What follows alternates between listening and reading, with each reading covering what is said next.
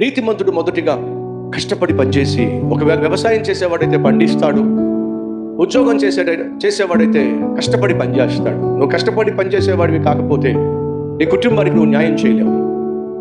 నువ్వు కష్టపడి పనిచేసేటటువంటి ఇల్లాలివి కాకపోతే నీ కుటుంబాన్ని నువ్వు నిర్మించుకోలేవు.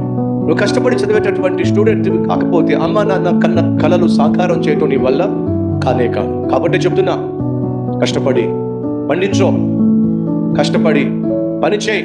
అప్పుడు ఏం జరుగుతుందో బైబిల్లో చూద్దాం రండి. నీతిమంతుడు కష్టపడి పండిస్తాడు, ఆ తర్వాత ఏం చేస్తాడు? 12వ వచనం, నీతిమంతులు వేరు చిగుర్చును అంటే అర్థం ఏమిటి? ఫలిస్తాడు. సాధ్యము కానిది ఏదియో లేదే, అన్ని సాధ్యమే క్రీస్తులో.